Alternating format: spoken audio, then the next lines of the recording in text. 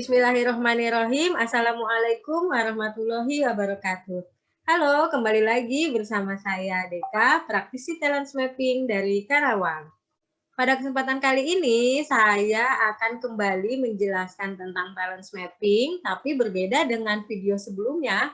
Kali ini saya akan menjelaskan kaitannya talent mapping dengan mengenal diri dan pasangan. Baik, kita langsung saja ke materinya. Mengenal diri dan pasangan. Sebelumnya, coba kita simak video berikut. Yang ini bagus deh.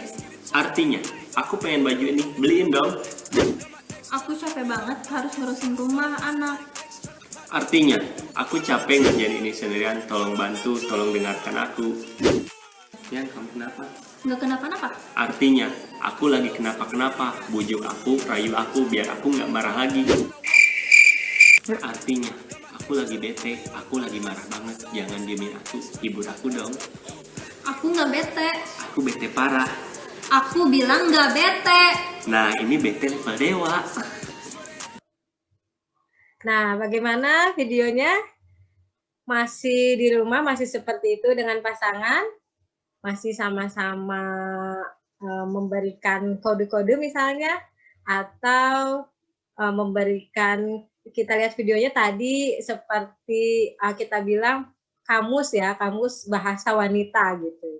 Nah, ini kebetulan si pasangannya ini atau si suaminya ini bisa mencoba mengartikan atau memahami dari apa yang disampaikan istrinya. Gimana? Benar apa enggak ibu-ibu nih? Oke, kita lanjut ya. Yang Talent mapping. Talent mapping merupakan asesmen kepribadian yang digunakan untuk mengidentifikasi potensi kekuatan individu dengan didasari pada pemetaan 34 bakat. Dan dengan itu kita dapat memperkirakan potensi kinerja dalam berbagai aktivitas dan peran. Ini pengertian dari talent mapping. Kita lanjut, apa itu bakat? Bakat adalah pola perilaku, pola pikir, dan pola perasaan yang alami. Cara merespon alami terhadap suatu stimulus atau kondisi. Memiliki motif positif yang dapat diarahkan ke hal produktif. Memunculkan dorongan alami untuk melakukan aktivitas dan memungkinkan kita dengan cepat dan mudah menguasai sesuatu. Lalu, apakah bakat itu bawaan atau bentukan? Bakat merupakan bawaan, karena setiap manusia itu terlahir unik dengan sifat bawaannya yang telah Allah berikan. Sebagai contoh, kalau bakat itu bawaan adalah mungkin teman-teman di sini pernah mengalami beberapa peristiwa atau kejadian di masa lalu, di masa anak-anak, yang ternyata dorongan sifat itu, dorongan aktivitas itu ternyata masih terbawa sampai saat ini atau sampai dewasa. Sebagai contoh pada diri saya, waktu kecil itu sering sekali kalau teman-teman bilang susah dikasih tahu gitu ya, atau pada beberapa kesempatan di sekolah selalu ingin atau mengambil kesempatan menjadi seorang pemimpin, entah itu pemimpin dalam kelompok belajar atau misalnya ada kegiatan-kegiatan tertentu. Nah, dorongan-dorongan sifat ini ternyata mulai dari SD, SMP sampai saya kuliah itu selalu terbawa. Dorongan sifat yang teman-teman bilangnya saya keras, ada kalanya tidak tegas, lugas, dan tidak takut untuk berkonfrontasi.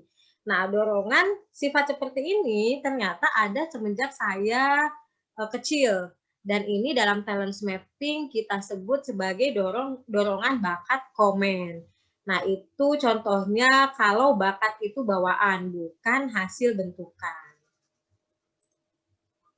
Lalu mengapa harus mengenal diri? Merujuk ke strength approach, yang pertama itu pada karakteristik bawaan manusia ada dorongan yang kuat pada hal-hal tertentu dan ada keterbatasan pada sisi yang lain. Yang kedua itu saat kita melakukan aktivitas yang selaras dengan kekuatan, maka kita akan merasa semakin bertenaga. Saat melakukan aktivitas yang terkait keterbatasan, justru kita mudah lelah dan mudah terkuras semua energi kita.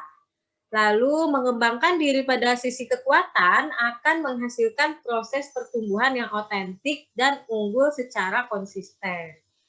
Sisi kelemahan itu sebaiknya kita kenali, kita pahami, dan kita kelola sampai pada kadar tertentu di mana ia tidak lagi menjadi penghambat ataupun menjadi masalah. Itu strength approach untuk mengapa kita harus mengenal diri.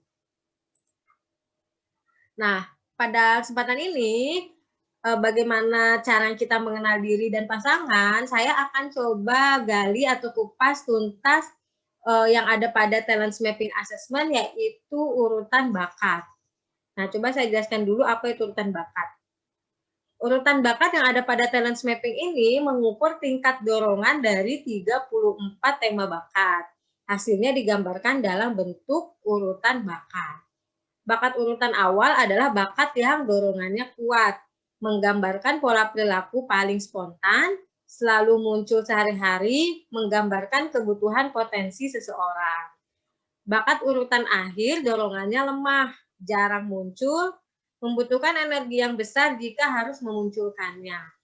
Menyisakan emosi tidak nyaman dan rasa lelah jika harus melakukan aktivitas yang terkait dengan bakat tersebut. Itu penjelasan singkat tentang urutan bakat. Kita bahas dulu di 7 bakat kuat. 7 bakat kuat ini di urutan bakatnya nomor 1 sampai 7 ya, yaitu merupakan gambaran sifat yang alami, spontanitas berpikir, merasa, dan bertindak, menunjukkan kebutuhan sehari-hari, sumber potensi produktivitas. Itu 7 bakat kuat. Nah, bakat kuat ini menentukan orientasi dari bakat-bakat kuat yang ada di bawahnya. Jalan paling mudah dan menyenangkan untuk mencapai keunggulan yang konsisten. Lalu kita lanjut ke 7 bakat lemah. 7 bakat lemah ini di urutan bakat berarti nomor 28 sampai 34. Yaitu kecenderungannya paling jarang, terasa kaku, berat, dan melelahkan. Butuh dukungan orang lain dalam hal ini. Nah, 7 bakat lemah ini selalu menjadi penghambat atau kita akan merasakan lelah jika harus beraktivitas terkait bakat-bakat lemah yang ada pada diri.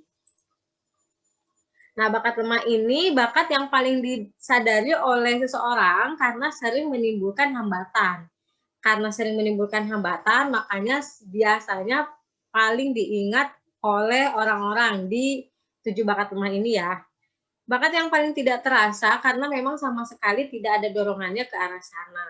Bakat terlemah yang paling sering ditemukan namun tidak mengganggu itu contohnya bakat competition.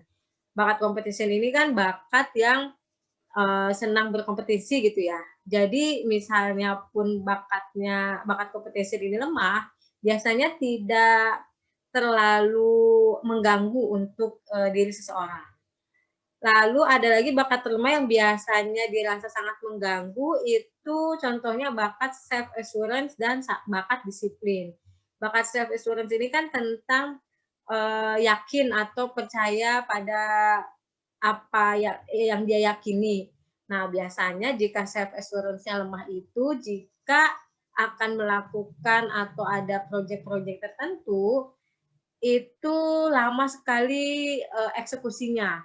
Karena biasanya tidak yakin ataupun ragu-ragu apakah jalan yang dia tempuh itu sudah benar atau apakah kegiatan atau proyek yang akan dia jalankan itu sudah sesuai apa belum misalnya. Itu yang sangat terasa pada diri jika bakat self assurance kita lemah. Yang kedua itu bakat disiplin. Bakat disiplin ini kan keteraturan pada diri gitu ya. Nah, kalau misalnya disiplinnya lemah itu kan tidak pasti akan terasa karena jika disiplin lemah, contohnya misalnya sering terlambat atau tidak bisa mengikuti jadwal. Nah, karena tidak bisa mengikuti jadwal, jadi pernah misalnya ketinggalan angkutan transportasi publik. Nah, ini diakibatkan karena bakat disiplin yang lemah. Itu sangat terasa pada diri kita. Nah, kita sekarang masuk ke kita kupas tuntas tentang urutan bakat yang ada pada diri saya dan suami. Ini coba saya tampilkan contoh urutan bakat talent mapping assessment punya kami.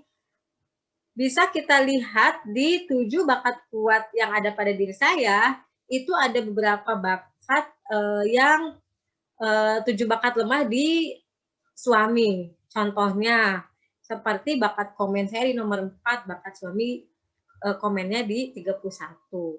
Lalu ada juga signifikan saya nomor 7, suami nomor 30. Nah, ini ada beberapa bakat kuat yang ada pada diri saya ternyata bakat lemah pada suami, ataupun kebalikannya. Bakat kuat yang ada pada diri suami saya ternyata bakat lemah pada diri saya. Contohnya deliberatif. Suami saya itu nomor 1, saya ternyata nomor 29. Lalu ada juga disiplin, suami nomor 7, saya nomor 24. Jadi ada beberapa bakat yang memang 7 bakat kuat ada di saya ternyata ada di 7 bakat lemah suami, ataupun 7 bakat kuat suami ternyata ada di antaranya 7 bakat lemah pada diri saya. Nah, bagaimana contoh-contoh konkret pada pola komunikasi ataupun di dinamika kami di kehidupan sehari-hari, kita ambil contoh satu bakat ya, deliberatif. Deliberatif ini adalah pribadi yang penuh hati-hati, penuh ketelitian, dan sangat memperhitungkan segala bentuk resiko yang mungkin terjadi. Nah, kita bayangkan suami saya deliberatif itu nomor 1, sedangkan saya nomor 29. Deliberatif yang lemah itu justru cenderung dianggap ceroboh karena kurang hati-hati itu ya. Nah, saya ingin memberikan satu contoh. Pada suatu hari kita pergi jalan-jalan gitu, ternyata dorongan bakat signifikan saya keluar karena bakat kuat itu kan dorongannya sangat kuat ya. Jadi secara alami, spontan akan keluar di kehidupan sehari-hari kita. Nah, pada saat jalan-jalan itu ada spot foto yang bagus, saya ingin foto di situ. Ternyata spot itu kan jembatan gitu ya. Ternyata jembatan itu jembatan aktif yang dilalui kendaraan bermotor. Nah, saya menganggapnya ya nggak apa-apa, yang penting kan pas motornya nggak ada lewat gitu.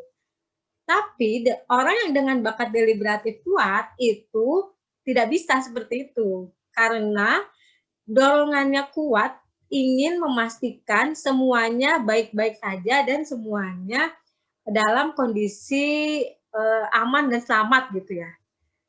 Nah, saya maksa ingin foto, tapi suami maksa, itu ada motor gitu. Nah, sebenarnya awalnya saya ingin marah, kenapa sih orang motor masih jauh gitu. Tapi ternyata saya ingat, oh iya, itu adalah spontan dorongan bakat deliberatif yang keluar. Nah, itu contoh dari mengapa kita harus kenal diri dan kenal pasangan. Kalau kita sudah paham dengan urutan bakat yang ada pada diri dan urutan bakat pada pasangan, seharusnya itu akan menjadi meminimalisir konflik yang ada.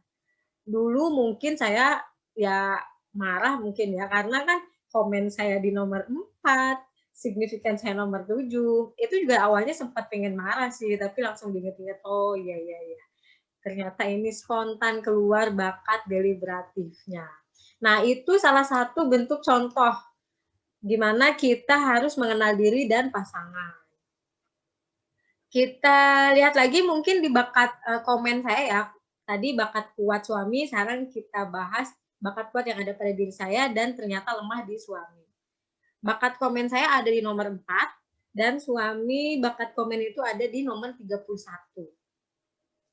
Pribadi dengan bakat komen ini orangnya yang tegas, lugas, ada kalanya keras dan tidak takut untuk menghadapi konfrontasi. Nah, bayangkan dengan saya yang keras gitu, ternyata suami yang komennya lemah, dan kuatnya itu di harmoni dan positivity, itu kan berkebalikan dari bakat kuat yang ada pada diri saya ya.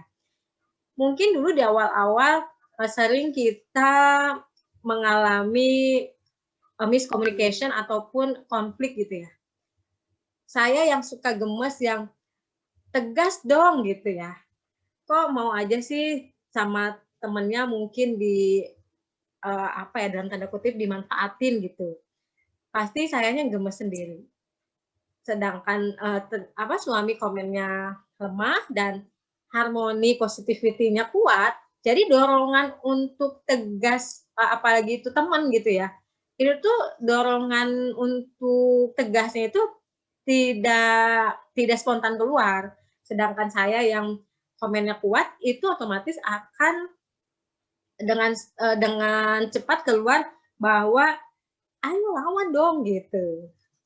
Nah, setelah memahami ini ternyata ini dorongan bakat komen saya yang keluar dan ternyata komennya suami itu di bakat lemah, itu saya mulai menurunkan bakat komen saya jika pada case atau kasus-kasus tertentu. Kalau misalnya untuk urusan-urusan yang memang itu harus suami yang handle, ya udah saya turun gitu. Maksudnya tidak terlalu ambil alih. Nah, itu salah satu contoh bagaimana kita bisa memanfaatkan hasil talent mapping assessment kita untuk memahami diri dan pasangan. Tentunya dengan memahami diri kita dan memahami pasangan, kita akan semakin perjalanan pernikahan kita akan semakin harmonis karena meminimalisir konflik-konflik itu. Bagaimana? Sudah mengenal diri dan mengenal pasangan? Kalau belum, saya tunggu teman-teman untuk mengikuti talent mapping assessment. Terima kasih sudah menyimak video ini. Mohon maaf apabila tadi ada penjelasan yang kurang jelas ataupun kurang berkenan. Terima kasih, sampai jumpa di video berikutnya. Wassalamualaikum warahmatullahi wabarakatuh. Terima kasih sudah menyimak video ini. Sumber materi dari video yang sudah saya jelaskan tadi, yaitu dari modul training Talent Mapping Dynamic dari Pathfinder dan juga Talent Mapping Assessment milik pribadi. Terima kasih, semoga bermanfaat.